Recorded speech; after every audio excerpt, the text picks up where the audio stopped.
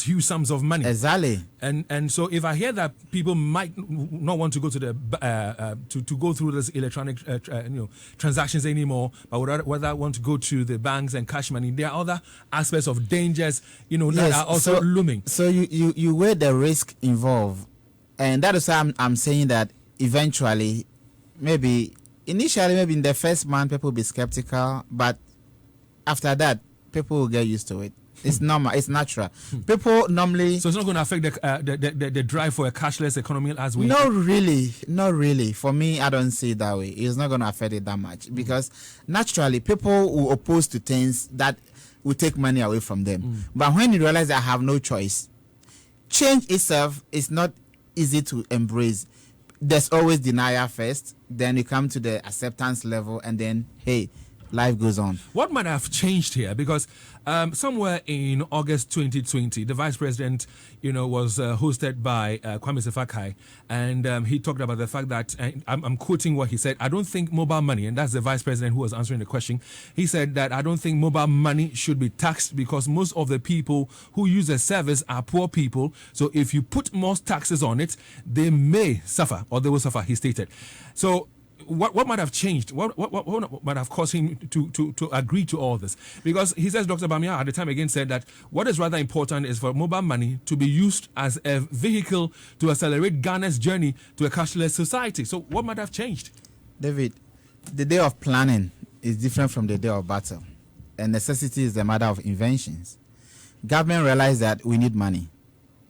And how do we bring people into the tax bracket? Yes, we have registered people, and we know that people have tax identification numbers.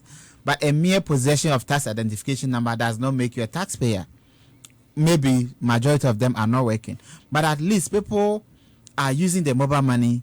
And if 500 billion can pass through mobile money in a year, then that is a big opportunity to make revenue, to make money from there as a state. And therefore, I would not fault him at all. It's opportunity, and realize that is where we can make money by bringing a lot of people. If we have over 40 million mobile subscribers and almost about 80% or 70% of them have mobile money accounts and they do transactions through that, then definitely you want to take advantage of that. And talking about the poor people, like we were discussing earlier, they have made some provisions, and I listened to some reasoning that makes sense that the poor do not make a lot of transaction during the day. So anyone who is able to make transactions above 100 cedis should be able to pay taxes. And then so we are leveraging on that, and then maybe giving some concession to the very poor people in the society who may be using 20 cedis, 50 cedis, and maximum maybe 80 cedis in a day, so that those people are not going to pay the tax. So those could be classified as the poor. So the government has already catered for them in that respect, so that any other person who spends more than 100 cedis in a day should be able to pay the tax. And that will bring in a lot of people on board, instead of maybe bringing a tax that will only be paid by a few people. That is why they've even taken away the road toll, because how many people paid the road toll and how much was it bringing? Plus paying workers who are collecting the toll and doing maintenance and all that. Virtually nothing is left. So that is a smart move. So I will not fault that initially he thought that mobile money should not be taxed. But now, looking at the amount of money that is going through the system, I think it's right to be taxed.